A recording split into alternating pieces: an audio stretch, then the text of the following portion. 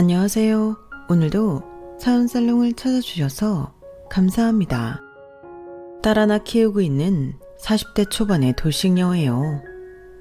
현재 친정엄마와 딸과 함께 살고 있어요.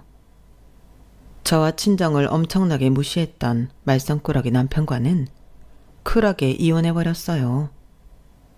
주유소에서 기름을 만땅으로 넣듯이 매일 만땅으로 제게 스트레스를 주지 않으면 입안에 가시가 돋쳤던 전 남편은 저와 이혼한 걸 크게 후회하고 있어요.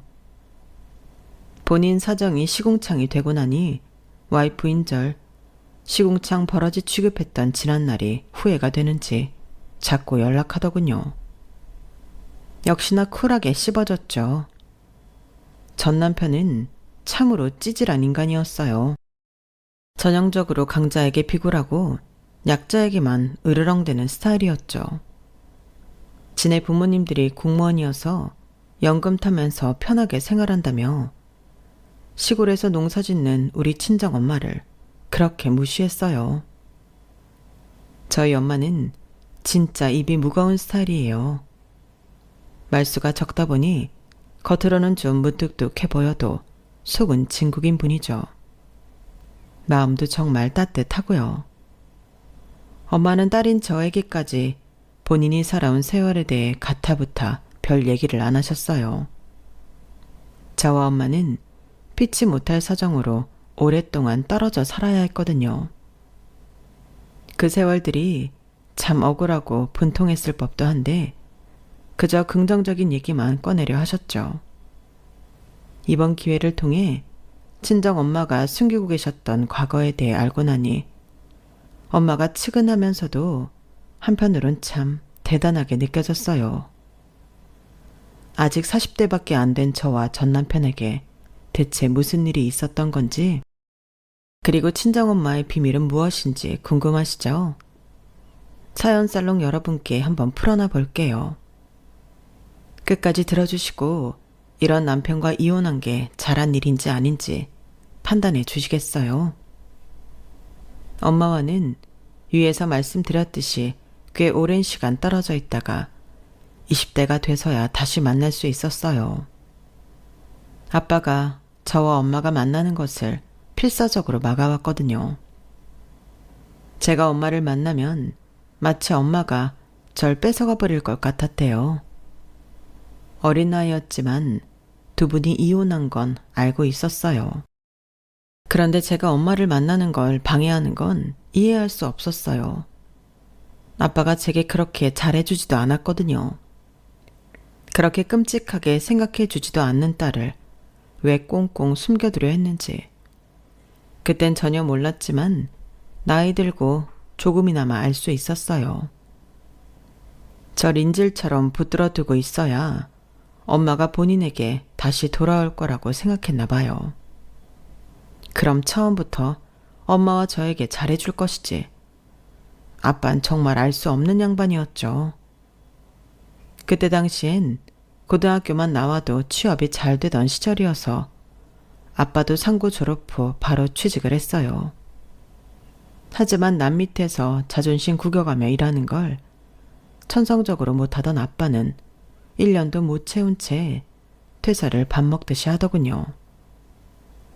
그것도 젊었을 때 얘기지 나이가 점점 드니 제대로 된 경력도 없는 아빠는 재취업도 잘 안 됐어요. 결국 백수로 허송세월을 보내기 시작했죠. 아빠에게 생활비를 기대하기 어렵자 엄마가 생활 전선에 뛰어들었어요. 지하 창고방에서 세 식구가 겨우 발만 뻗고 지냈는데 엄마는 조금이라도 더 나은 곳에서 살며 절 키우고 싶다는 생각에 몸을 갈아 넣으며 일하셨어요. 그러던 어느 날 아침에 일어나려는데 머리가 깨질 듯이 아프고 정신을 차릴 수가 없더군요. 아빠는 여느 때처럼 술집에서 밤을 샜는지 집에 들어오지도 않았고 제 옆에서 자고 있던 엄마를 보니 역시나 깨어나질 못하고 있었어요. 문득 엄마가 돌아가신 게 아닌가 하고 겁이 나서 비몽사몽간에 엄마를 흔들어 깨우다가 저 또한 쓰러지고 말았어요. 눈을 떠보니 병원이더군요. 간호사 말로는 저와 엄마 모두 연탄가스 중독이라고 했어요. 힐끔 옆을 보니 엄마도 병상에 누워서 힘겹게 제 이름 석지연을 외치고 있더군요. 지연아, 어딨니? 엄마 여기 있어. 우리 딸 어떻게 된 건 아니죠? 제발 우리 딸 좀 살려주세요. 엄마, 나 이쪽 침대에 누워있어요. 걱정 말아요. 나 안 죽었어요. 엄마도 괜찮죠? 다 괜찮아질 거예요. 걱정 마세요, 엄마. 저와 엄마는 눈물이 범벅이 되어 응급실에 누워 드라마 한 편을 찍었네요. 회복이 되고 태어난 후 엄마는 아빠를 향해 처음으로 소리치며 대들었어요. 엄마의 그런 모습을 처음이자 마지막으로 봤죠. 지연 아빠, 언제까지 연탄가스 새는 지하 단칸방에서 우리 지연이 키우면서 살 거예요? 왜 대체 돈 벌 생각은 안 하는 거냐고요? 내가 번 돈으로 새 식구 생활하며 당신 술값까지 대려니 난 죽을 것 같이 힘들다고요. 왜 나만 이렇게 힘들게 살아야 해요? 그렇다고 당신이 애를 봐주길 해요. 아님 설거지 한 번을 해줘요. 아무것도 안 하고 빈둥대기만 하면 난 어떻게 살으라는 거예요? 아, 내 팔자야. 지금까지 참고 또 참아왔던 엄마의 사자후가 터지고 아빠는 좀 당황한 듯 했으나 뭘 잘했다고 같이 싸우더군요. 야 이놈의 여편네야. 어디 하늘 같은 서방님 앞에서 삿대질하면서 눈을 부라려. 아이고 귀청 떨어지겠네. 이 여편네가 기차 화통을 삶아 먹었나? 목소리는 왜 이렇게 커? 그동안 지랄 맞은 성격 다 숨기고 고상한 척 해왔던 거냐? 너 연기 잘한다. 배우해도 되겠네. 참네. 이러니 7명의 우리 누나들이 하나같이 당신 욕을 하는 거 아니겠어? 여자가 좀 고분고분한 맛이 있어야지. 7명의 신우들 덕분에 난 하루에도 몇 번씩 비난 섞인 말을 들어야 했어요. 내가 왜 그렇게 살아야 해요? 난 능력 없는 남편 만나서 열심히 살아온 죄밖에 없는데. 나 동네 언니 따라 미국 가서 돈 벌어올 거예요. 미국은 잘 사는 나라니까 월급도 세다고 하더이다. 비행기표 살 돈 생기면 한 번씩 들어오도록 할게요. 우리 지연이는 내가 데리고 갈게요. 미국에서 학교 보내고 다 내가 알아서 할 테니 그렇게 알아요. 뭐? 미국? 딸내미까지 데리고 간다고? 이런 미친 여편네가 있나? 절대 안 돼. 어디서 내 딸을 함부로 뺏어가려고 해? 혹시 거기에 기둥서방이라도 한 명 심어놨냐? 그렇게 대한민국이 싫고 내가 싫거든. 너 혼자 가. 이혼 도장 찍고 너 혼자 미국이든 중국이든 가서 잘 먹고 잘 살으라고. 당신이 언제 한번 우리 지연이한테 아빠 노릇 제대로 한 적이나 있어요? 애기 밥 한 번, 목욕 한 번, 숙제라도 한 번 봐준 적 있냐고요? 내가 우리 딸 데려갈 테니 그리 알아요. 이 여편네가 지연이는 절대 안 돼. 엄마는 절 데리고 가고 싶어 했지만 아빠는 한사코 반대했어요. 그렇게 두 분은 이혼을 하셨고 엄마는 미국으로 떠나게 되셨죠. 엄마는 집 떠나기 전 절 붙잡고 엉엉 울며 신신당부했어요. 지연아, 엄마가 이혼하고 외국으로 떠난다고 해서 절대 널 버리는 게 아니야. 반드시 돈 많이 벌어서 널 데리러 올 거야.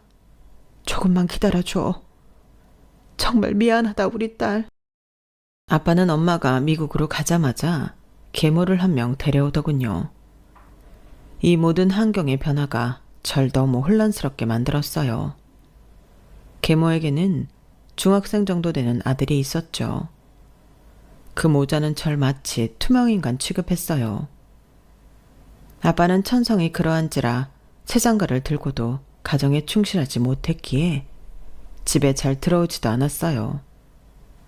대체 우리 아빠 같은 사람이랑 왜 재혼했는지 이해할 수 없었죠. 계모는 저한테 구박 못해서 죽은 귀신이 씌었는지 시시각각 잔소리며 구박을 해댔어요.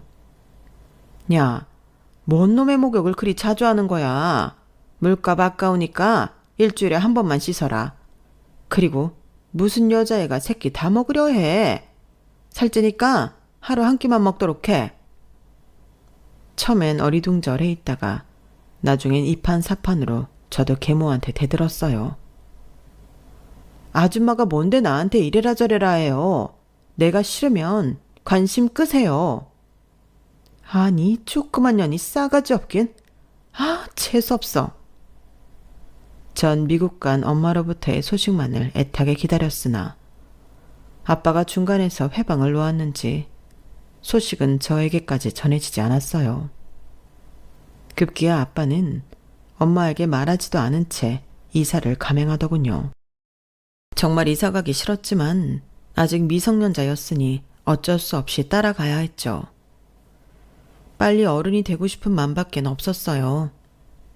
어른이 되면 독립해서 살면서 구박받지 않아도 되고 엄마도 내 마음대로 만날 수 있을 것만 같았거든요.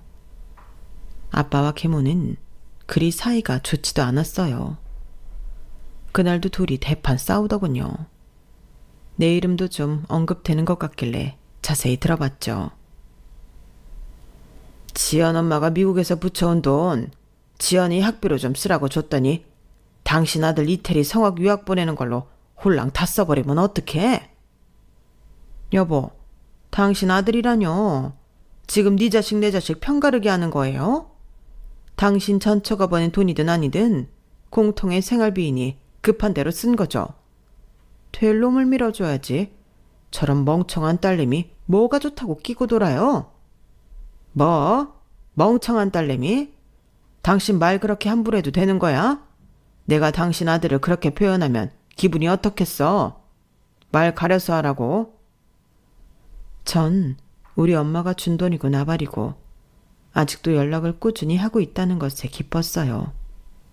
당장 아빠한테 따져 물었죠. 아빠, 엄마가 날 위해 쓰라고 돈을 붙여왔다고? 엄마랑 아직 연락하는 거예요? 그럼 엄마 주소나 전화번호라도 좀 줘봐요. 제발요, 네?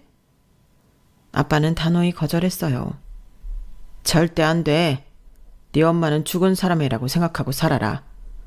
널 버리고 간 옆에네 뭐가 좋다고 아직도 기다리고 있냐? 아이고, 이놈의 집구석. 제대로 된 사람이 없네 그려. 그렇게 밖으로만 돌며 생활하던 아빠는 갑자기 말기암이라는 죽을 병에 걸려 피골이 성접해서 집에 돌아왔어요. 건장한 호랑이 같았던 아빠는 이제 다 늙은 토끼만도 못한 기세로 침대에 누워 죽을 날만 기다리고 있었죠. 계모는 대충 걱정하는 척 간병하는 척만 하다가 도망가 버리고 말았어요. 그 전에 집안에 돈 되는 물건들은 아주 알뜰히도 다 팔아먹고 말이죠. 계모가 어젯밤 도망갔다는 사실을 확인하고는 망연자실한 아빠와 제가 정막을 지키고 있을 때 갑자기 띵동 하고 벨이 울리더군요. 바로 나가봤죠. 아니, 아직도 짐을 안 빼시면 어떡해요? 네? 그게 무슨 말씀이세요? 근데 누구신가요? 여기 사시던 아주머니께서 보증금 빼가지고 아들 있는 이태리로 빨리 가야 한다면서 어젯밤에 보증금 돌려받으셨잖아요. 하도 급하게 얘기해서 주인분이 집 빼기도 전에 보증금 먼저 준 건데 다른 세입자 지금 들여오려고 하는데 짐을 하나도 안 빼시면 어떡해요? 그 집은 아주 어렵게 구한 반전셋집이었는데 이것저것 다 팔아먹고 현금화해서 갖고 튄 계모가 기어코 보증금까지 빼먹을 줄은 꿈에도 몰랐죠. 말기암에 고통스러워하며 말할 기운도 없던 아빠는 이 사실을 알고는 두 눈을 질끈 감으며 조용히 눈물을 흘리더군요. 그리고 일주일 뒤 돌아가셨어요. 그 전에 마치 고해성사처럼 제게 사과의 말을 남기고 말이죠. 미안하다 지연아. 내가 너희 엄마한테서 온 모든 연락과 편지들을 다 차단했어. 나도 내가 왜 그랬는지 이해가 안 된다. 그렇게 하면 엄마가 다시 돌아올 것만 같았거든. 지금 나에게는 너희 엄마에 대해 남은 게 하나도 없구나. 연락처라도 남겨놨어야 하는데 다 찢어버리고. 나도 참 한심한 놈이지. 인생 참 한심하게 살다 가는구나. 하나뿐인 외동딸인 너에게 정말 면목이 없을 따름이다. 네가 편히 살 수 있도록 돈이라도 좀 물려줬어야 하는데 정말 미안하다. 아빠를 미워하고 또 증오했지만 또 한편으론 워낙 기대가 없었기에 아빠로부터 미안하다는 말을 들은 것만으로 충분했어요. 제가 어른이 되어 살다 보니 자식을 위해 돈 벌고 희생하는 게 참으로 힘든 거더군요. 정말 자식 하나 키우는 게 부모의 몸을 갈아 넣어야 하는 거더라고요. 그나마 아빠와 사과한 뒤에 헤어질 수 있어서 다행이라고 생각했죠 뭐. 허겁지겁 집을 비워주면서 남아있던 짐들을 다 팔아버렸어요. 진짜 단촐하게 큰 가방에 옷까지만 몇 벌 들고 진짜 떠돌이가 되었어요.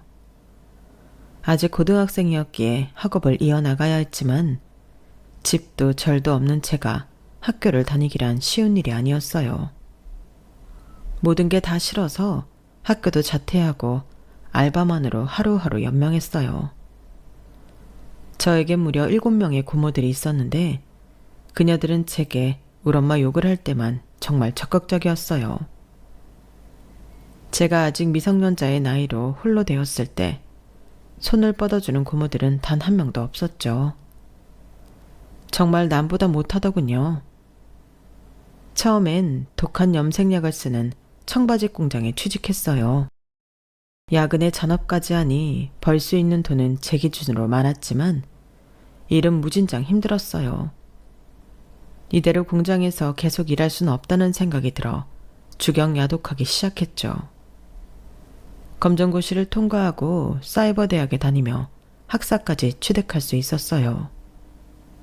그렇게 20대 후반이 되고 사이버 대학을 졸업하고 얻은 학위로 한 중소기업의 격리직에 취직할 수 있었죠. 공장에서 일하다가 사무실에서 편하게 일하니까 마치 엄청난 엘리트가 된 것처럼 자랑스럽게 느껴지더군요. 좋은 평을 받고 싶은 욕심에 일을 정말 열심히 했어요. 비록 격리직이었지만 회사가 돌아가는 전반에 대해 알고 싶은 맘에 윗분들한테 이것저것 물어보며 공부했죠. 처음엔 검정고시 출신의 사이버 대학 나온 절 다들 무시했지만 몇 년간 열심히 하는 제 모습을 보시곤 다들 인정해 주더군요. 그중 유독 절 뚫어지게 쳐다보던 남자 대리가 있었어요. 내 얼굴에 뭐가 묻었나 싶어 대리님께 물어봤죠. 아니 강 대리님, 제 얼굴에 밥풀이라도 묻었나요? 왜 이렇게 뚫어지게 쳐다보세요? 대리님 강렬한 눈빛에 제 얼굴 뚫리겠어요. 전 그저 농담으로 웃어 넘기려 했는데 강 대리님은 다큐로 받아들이더군요. 눈치챘어요. 나 지연씨 마음을 뚫고 싶어요. 남자친구 없다고 했죠. 회사에서 할 얘기는 아니지만 지연씨 처음 본 순간부터 내 여자로 만들고 싶었어요. 내가 오늘 저녁 살 테니 우리 밥 먹으면서 얘기해봐요. 우리의 미래에 대해서 말이죠. 그냥 농담으로 던진 말에 이렇게 진지하게 받아들이다니 제가 오히려 더 당황했어요. 미래요? 진심이세요, 강대리님? 나 이래봬도 상남자예요. 아무한테나 이런 말하고 다니는 남자 아니라고요. 남자는 한 방이에요.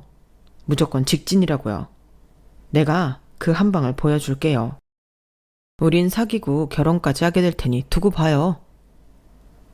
속으로 이 남자가 미쳤나 싶기도 했지만 싫지는 않았으니 그날 저녁밥을 함께 먹었나 봐요. 강성준. 이 남자는 부왕 소리를 내며 질주하는 오토바이처럼 제게 아주 강하게 들이댔어요. 저도 못 이기는 척 넘어가고 말았고요.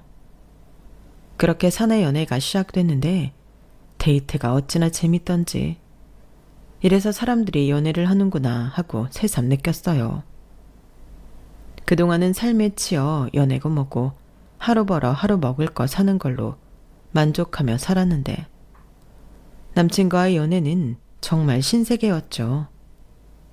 남친의 추진력은 회사에서도 유명했어요. 일할 때의 추진력이 데이트할 때도 고스란히 나오더군요. 남친의 성격이 원래 불도저 같은 스타일이었죠. 결혼하자. 3개월 만났으면 된 거 아냐? 나 지연이 많이 사랑하고 지연이도 나 좋아하잖아. 그치? 남녀가 사랑하는데 더 미룰 이유가 없다고 봐. 결혼? 벌써? 요즘 20대에 결혼하는 사람 별로 없잖아. 좀 더 일하고 기반 좀 잡히면 하고 싶은데. 결혼하고 기반 잡으면 되지 뭐. 우리 엄마 아빠 두 분 다 공무원 하다가 은퇴하셔서 연금 타고 계시니 우리 집엔 용돈 안 드려도 되고 지연이 어머님도 연락 안 되니 뭐 우리만 잘 살면 되는 거 아니겠어? 심플하잖아. 그의 논리를 이길 재간이 없었어요. 사실 저도 그간 혼자 살며 외롭기도 했고 예쁜 가정을 빨리 꾸리고 싶은 마음도 있었죠. 또 보잘것없는 조건을 가진 내게 이렇게 적극적으로 대시해주는 남자가 또 있을까 싶어 그의 결혼 제안에 오케이 했어요. 그런데 우리끼리 백날 오케이 해봐야 뭐 하겠어요. 그의 서슬퍼런 부모님이 기다리고 있다는 걸 몰랐죠. 남친의 부모님께 인사드리러 간 날 세상 살며 들을 욕을 그 몇 시간 동안 다 들은 것 같아요. 살다 그런 모욕은 처음 겪어봤어요. 야, 너 여기가 어디라고 기어 들어오는 거냐? 너 애미애비도 없는 여자애라며? 고등학교 중퇴에 뭐? 사이버 대학? 요샌 그런 것도 대학으로 쳐주더냐? 아, 아들아, 넌 저런 애가 뭐 좋다고 결혼까지 한다고 난리야. 너 요즘 네 아빠 사업 시작해서 자금 조달하려고 백방으로 애쓰는 거 다 알고 있으면서 저런 돈도 없는 가난뱅이를 데리고 오냐고. 이 불효자 같은 이라고. 나 이 결혼 허락 못해. 네 아빠 사업에 최소 1억이라도 자금 대줄 수 있는 집안의 여자애를 며느리감으로 데리고 오란 말이야. 알았어? 전 처음 보는 아줌마한테 이렇게 욕을 먹을 이유가 없다고 생각해서 따졌어요. 어머님, 제 부모님 일은 어린 제가 어찌할 수 없는 부분이기에 뭐라 드릴 말씀은 없지만 저 열심히 살아온 죄밖에 없습니다. 이렇게 처음 보는 사람한테 욕 들을 일 하지 않았습니다. 그리고 뭐 성준 씨 집안이 재벌이라도 되나요? 성준 씨가 명문대라도 나왔나요? 차이 나봐야 얼마나 차이 난다고 제게 이런 식으로 푸대접 하시는지 모르겠지만 진짜 실망이네요. 전 그만 가보겠습니다. 이 결혼 없던 걸로 하죠 뭐. 손이 바들바들 떨리고 눈물이 턱 밑까지 차올랐지만 꾹 참았어요. 나한테 욕지거리한 그들에게 약해 보이기 싫었거든요. 아니나 다를까 고약한 성격의 남친 엄마는 제 뒤통수에 대고 끝까지 욕을 박더군요. 야 이년아, 우리 아들이 그래도 거지 같은 너보단 훨씬 나아. 어디다 대고 비교질이야. 그래, 나도 이 결혼 반대다. 우리 다시 보지 말자. 남친은 절 쫓아나와 잡더군요. 지연아, 정말 미안해. 우리 엄마 아빠가 이렇게 나올 줄은 꿈에도 몰랐어. 요즘 아빠가 공무원 은퇴 작업으로 사업을 시작하려다 보니 돈이 모자라서 더 그런 것 같아. 부모님 두 분 다 요새 맨날 돈돈거리시거든. 아, 정말 미안해. 우리 부모님 화가 좀 누그러지거든. 그때 다시 찾아뵙는 걸로 하자. 뭐? 화가 누그러지면 다시 찾아가자고? 오늘 욕을 그렇게 처먹었는데 또 가서 욕 들으라는 거야 뭐야? 난 뭐 자존심도 없는 여자인 줄 알아? 부모 없고 돈 없고 백 없어도 나도 존심 있는 여자야. 나 좋다는 남자 많았는데 당신이 하도 밀어붙여서 결혼까지 생각했던 거라고. 됐어. 불행한 결말이 뻔히 보이는 이런 결혼 나도 싫어. 우리 헤어져. 더 만날 이유 없어. 내 추진력 알지, 지연아? 나 절대 자포자기 안 해. 끝끝내 결혼까지 밀어붙일 거라고. 제발 헤어지잔 말 하지 말고 나만 믿고 따라와. 제발. 제발이고 나발이고 그냥 집에 돌아와 버렸어요. 일방적으로 남친에게 이별을 통보하고 말이죠. 회사에 우리 사이를 아직 말 안 한 걸 천만다행이라 생각했죠. 사무실에서 그를 보면 그냥 투명인간 취급해버렸어요. 사실 마주치기도 싫었으나 어쩌겠어요. 돈은 벌어야 했으니 어쩔 수 없이 같은 회사에 다닐 수밖에요. 그런데 잠시나마 남친과의 핑크빛 미래를 꿈꿨던 적이 있다 보니 나도 모르게 결혼에 대한 환상이 생기더군요. 아무 가족 없는 내게 결혼으로 인해 새로운 가족이 생길 수 있다는 게 로또 100만 번쯤 맞은 기분일 것 같았어요. 꼭 남친과의 결혼이 아닌 다른 좋은 남자를 찾아 결혼 자체를 빨리 하고 싶다는 생각이 들더군요. 결혼에 적극적인 태도를 갖고 주변 사람들에게 소개팅 해달라고 먼저 요청하기도 했어요. 그렇게 몇 번의 소개팅 기회를 얻게 되었고 최대한 예쁘게 꾸미고 소개팅 자리에 나갔죠. 그런데 이게 어찌된 일인지 대체 어떻게 알았는지 강성준 이 남자가 그 자리에 와서 회방을 놓더군요. 스토커가 따로 없었죠. 지연아, 너 나랑 결혼할 여자가 왜 이런 자리에 앉아있는 거야? 앞에 있는 남자 누구야? 당신 누구요? 나 이 여자 남편 될 사람인데. 소개남은 어리둥절한 표정으로 저와 강성준의 얼굴을 번갈아 쳐다보더군요. 저도 너무 놀라서 전 남친에게 따져 물었죠. 당신 여기 어떻게 알고 온 거야? 내가 왜 당신이랑 결혼해? 우리 이미 헤어진 사이인데. 왜 나 소개팅 하는데 와서 회방 놓는 거야? 미쳤어? 소개팅남은 이 자리를 최대한 빨리 피하고 싶어 하는 듯이 꽁무니를 빼더군요. 두 분 사이에 아직 뭔가 있나 본데 그럼 전 이만 들어가 보겠습니다. 두 분이 대화 나누세요. 소개팅 주선해준 사람한테 너무 미안했지만 어쩔 수 없이 사과와 함께 소개팅남을 보내줄 수밖에 없었죠. 아, 정말 죄송합니다. 헤어진 전 남친인데 스토커처럼 계속 따라다니네요. 정말 죄송해요. 안녕히 들어가세요. 전 남친은 회사를 가지 않을 때면 저희 집 앞에 진을 치고 있더군요. 아예 낚시 의자까지 갖고 다니며 앉아 있었어요. 거머리 같은 그의 태도에 아주 질려버렸죠. 강성준 씨, 당신 스토커야?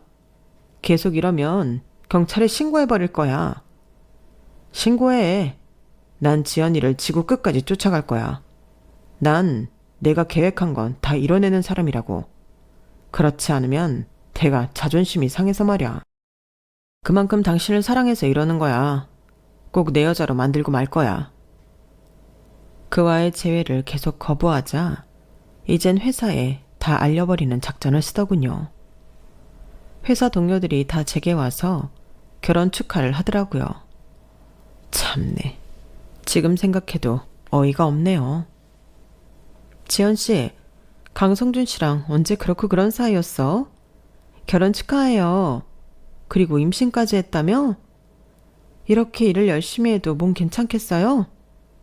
네? 임신이요? 저 임신 안 했는데요. 누가 그래요? 강성준 씨가 그러던데 여자친구인 지연 씨랑 곧 결혼할 건데 속도 위반했다고. 아, 없는 말까지 지어내서 회사에 유언비어를 퍼뜨리다니. 진짜 강성준 이 남자는 못 말릴 사람이었죠. 성준 씨, 진짜 미쳤어요? 무슨 내가 임신을 해요. 결혼은 또 뭔 소리예요? 대체 회사에 무슨 소문을 퍼뜨리고 다니는 거냐고요. 나 지연이 너무 사랑해. 지연이도 날 아직 사랑하는 마음 남아있잖아. 우리 부모님은 내가 다 막아줄 거야. 내가 우리 지연이 지켜줄 거라고. 세상 누구보다 행복하게 살게 해줄 자신 있어. 그러니 다시 한 번만 내게 기회를 줘. 이미 회사에 소문 다 퍼졌고 되돌릴 수도 없어. 우리 얼른 다시 연애해서 진짜 아기도 갖고 결혼식도 올리고 하자고. 요즘 속도 위반이 창피한 일도 아니니까 말이야. 이렇게 몇 개월이 지나자 그의 저돌적인 태도에 두 손 두 발 다 들게 되었어요. 그렇게 어물쩡 다시 사귀게 되었고, 그가 의도한 건지 아닌 건지 어쨌든 소문낸 것처럼 임신까지 하게 되었죠. 예비 시부모들도 애까지 들어선 마당에 더 이상 반대를 못하더군요. 다만 예비 시부가 사업을 시작해서 남친이 모아놓은 돈까지 싹 다 긁어갔다고 하더라고요.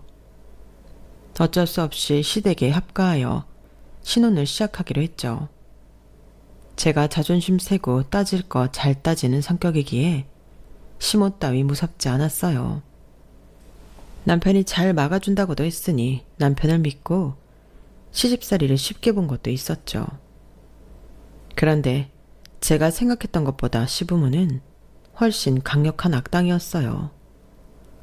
더군다나 임신까지 한 마당에 악당, 아니 악마 같은 시부모를 일일이 상대하기에 참으로 벅차더군요. 야 며느리야, 변기 좀 닦아라. 너 아직 배 많이 안 나왔으니 허리 구부려서 닦을 수 있잖냐.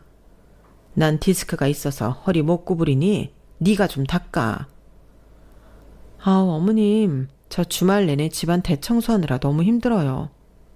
그럼 이따가 남편 들어오면 시킬게요.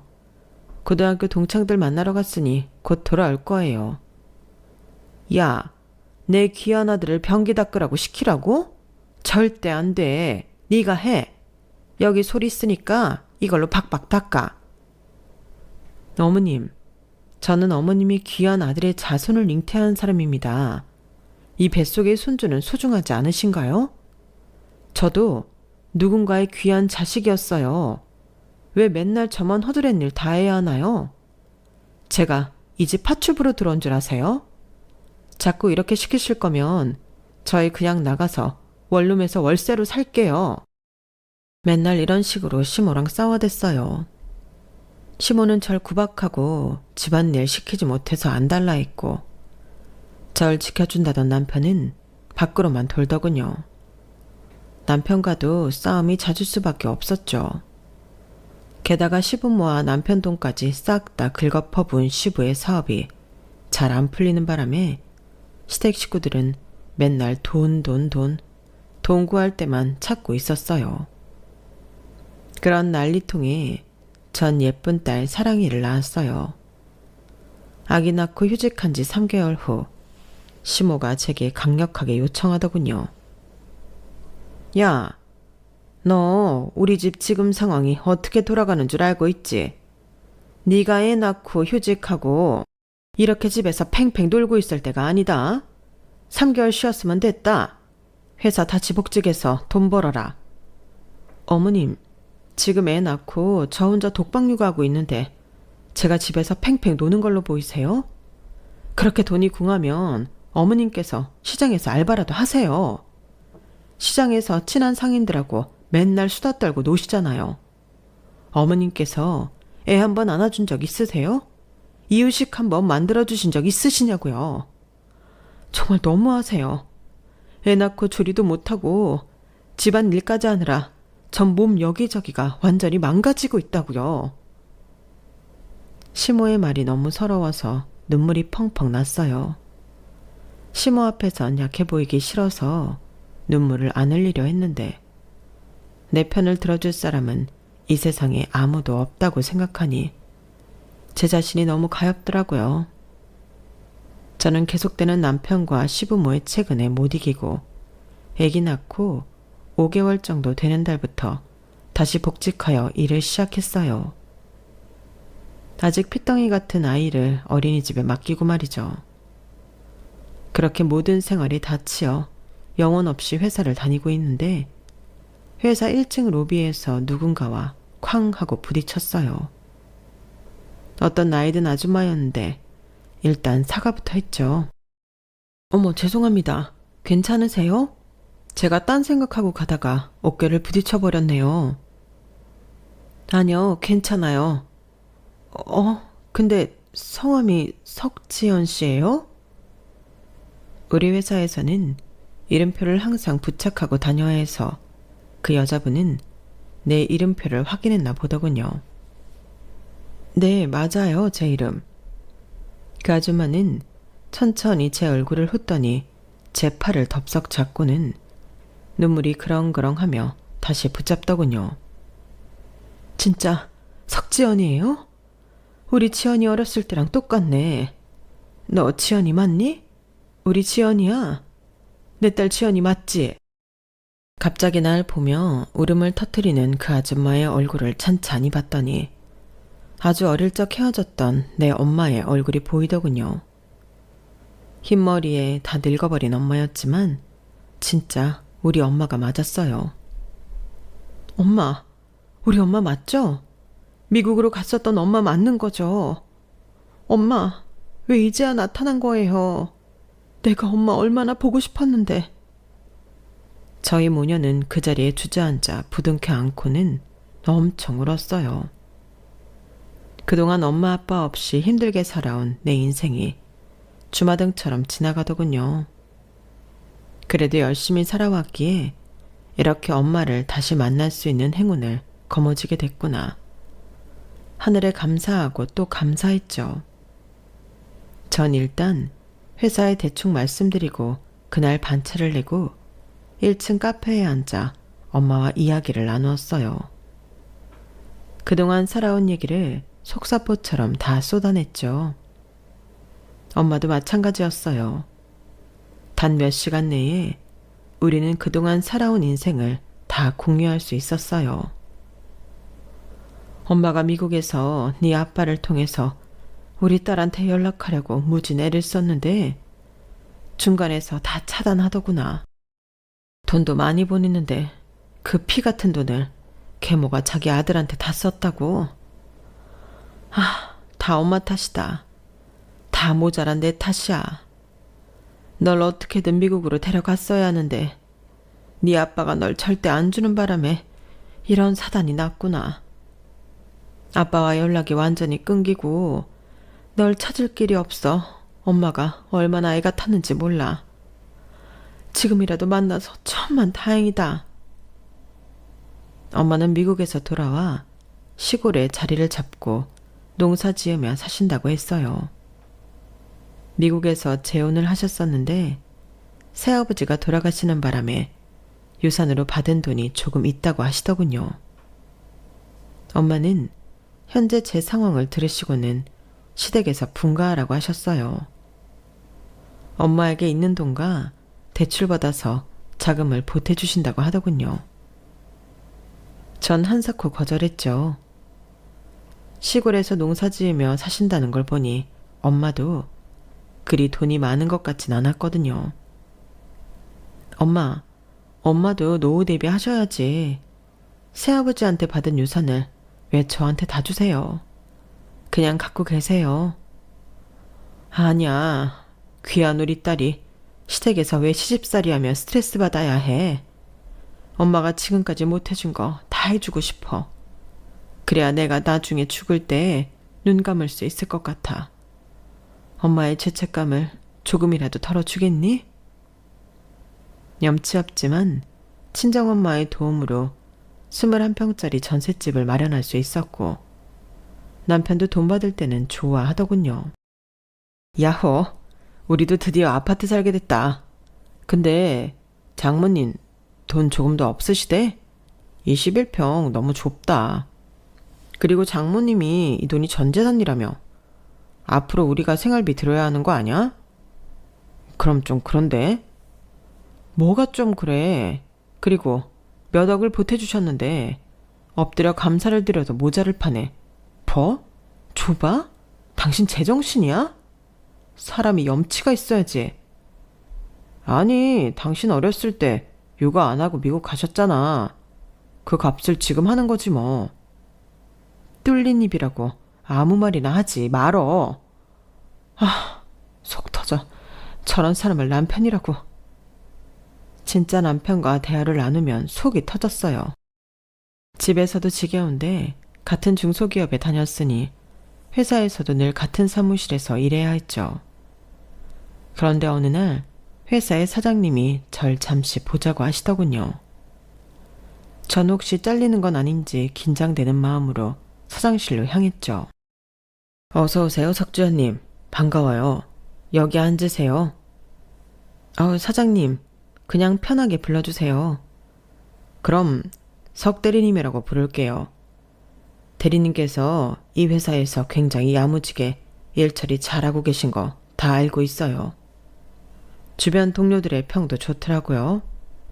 그런데 왜 육아휴직 다 안 쓰시고 5개월 만에 출근하신 거예요?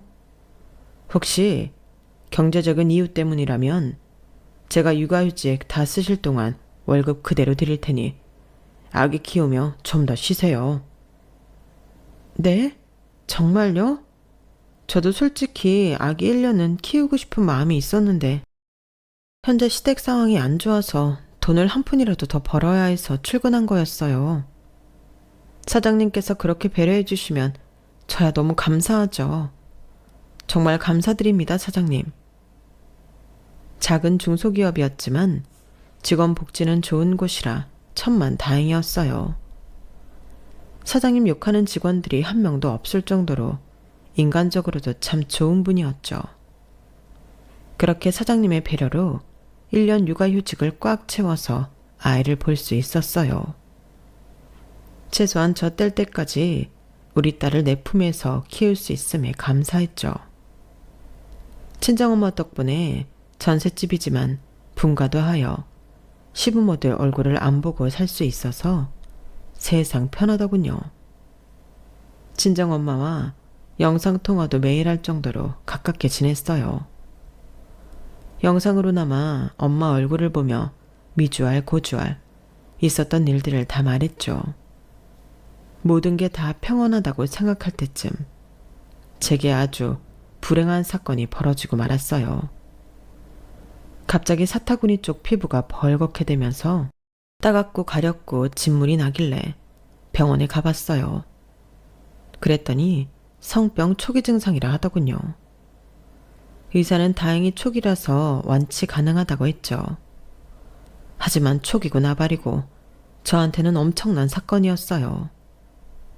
제 평생의 남자는 오직 한 사람, 남편뿐이었으니 날 병에 걸리게 한 주범은 남편이었죠. 남편을 붙잡고 바로 따졌어요. 사랑아빠, 나 오늘 병원 갔더니 성병이래. 이게 대체 어떻게 된 거야?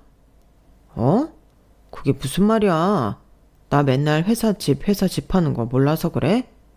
괜히 생사람 잡지 마. 네가 어려서부터 부모 없이 자라면서 이 남자 저 남자 후리고 다닌 거 아냐? 성병이란 게 원래 잠복기 있다가 나중에 나타나기도 하잖아? 나 요즘 회사 사장 때문에 스트레스 받아 죽겠으니 괜한 일로 들들 볶지 마. 뭐? 괜한 일? 이게 괜한 일이야? 당신이 바람을 폈다는 거 아니야. 그리고 회사 일은 자기가 무슨 잘못을 했길래 사장님이 쪼아? 사장이 그럴 사람이 아닌데? 아니, 내가 회사 돈을 잠깐 빼서 쓰고 다시 넣어놨거든. 그 조그만 일 가지고 크게 부풀려서 사람 쪼잖아. 자기가 이번만큼은 그냥 넘어가겠다며. 참, 지가 무슨 신이야 뭐야? 한 몇 달 쓰고 다시 넣어놨는데 그게 뭐 대수라고. 나 바람 좀 쐬고 올게. 방귀 낀 놈이 성낸다고? 내가 사람을 잘못 봐도 한참 잘못 봤구나 싶었어요. 이 남자와 결혼한 걸 진심으로 후회했죠. 추진력이 좋은 만큼 책임감도 큰 남자라고 생각했는데 남편은 책임감 제로인 개 버러지 같은 놈이었죠. 맘 같아선 바로 이혼해버리고 싶었지만 아이를 생각해서 참고 또 참았어요. 하루에도 몇 번씩 엄마와 영상통화를 했었는데 전 최대한 태어난 척 하려 했지만 엄마 얼굴을 보니 흘러나오는 눈물을 참기가 어려웠죠. 엉엉 울며 엄마한테 다 고자질하고 말았어요. 남편의 만행에 대해서 말이죠. 뭐라고? 강서방이 뭐? 아, 이런 일이. 그러고도 너한테 미안하단 말도 안 했다니. 진짜 얼굴에 철판을 깔았구나. 강서방 좋은 사람인 줄 알았더니 아주 망난이었어. 이런 상황에 할 말은 아니다만 엄마가 얼마 전에 암 초기 진단을 받았어. 서울 큰 병원에서 검사를 좀 받고 싶어서 너희 집에 잠시 가도 되겠니? 전 남편의 만행보다 엄마의 암 초기 얘기가 더 충격적이었어요. 엄마가 암이라고요? 안 돼, 엄마. 우리 엄마 다시 잃기 싫어. 얼른 서울로 올라오세요. 큰 병원 몇 군데 가서 같이 검사 받아봐요. 위암 초기 진단을 받은 엄마가 서울 우리 집으로 올라오셨어요. 엄마가 작은 방에 짐을 두려고 잠깐 들어가셨는데 남편이 궁시렁대더군요. 아이, 장모는 불편하게 시리 왜 우리 집까지 온 거야? 시골에서 아침에 일찍 KTX 타고 병원 가면 될 것이지. 남편의 말을 친정 엄마가 들은 듯 했어요. 병원 가신다며 아침 일찍 조용히 집을 나가시더군요. 엄마가 떠난 뒤 전 남편한테 막 뭐라 했죠. 당신, 이 집 전세보증금 우리 엄마가 해주신 거 잊었어? 우리 형편에 서울 21평 대단지 아파트에 전세 얻을 수 있었을 것 같아? 근데 아프신 엄마가 딱 하루 우리 집에 묵는 걸 불편하다고 싫어해? 당신 사람이야? 사람이면 감사할 줄은 알아야지. 이 금수만도 못한 놈아. 이 여자가 미쳤나? 이제 서방님한테 금수만도 못한 놈이라고 욕해? 아, 무식한 년 같으니라고. 고등학교, 대학교도 제대로 안 다닌 여자랑 살려니까 수준 안 맞아서 진짜. 그때 회사 사장으로부터 남편 핸드폰으로 전화가 왔어요. 남편이 전화를 받고는 얼굴이 사색이 되어 사장에게 빌더군요. 사장님, 이렇게 갑자기 자르시면 어떡하나요? 전 와이프랑 아이가 있는 가장이라고요.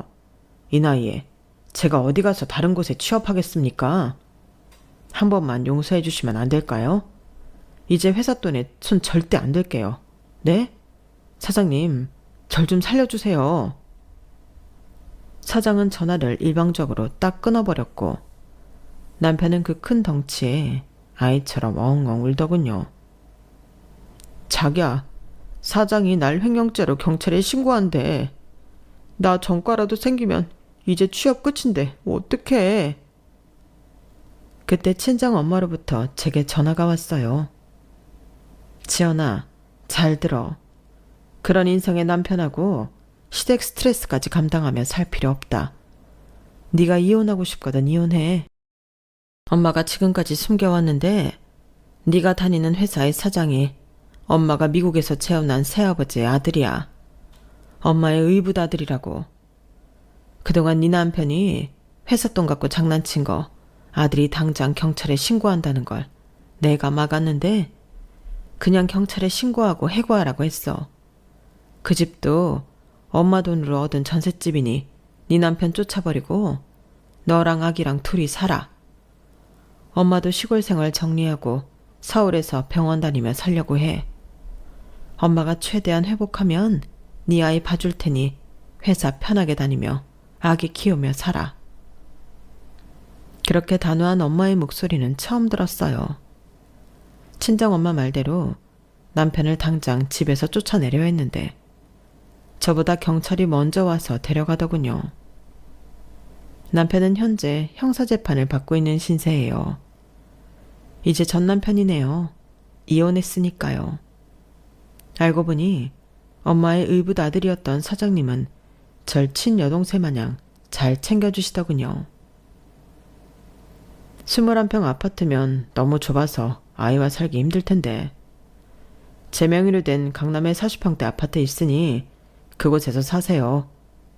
저희 아버지와 재혼하신 새어머니지만 돌아가신 친어머니보다 훨씬 잘해주신 분이세요. 이제 제게 친엄마나 다름없는 분이니 지연 대리님이 제 친여동생이나 마찬가지네요.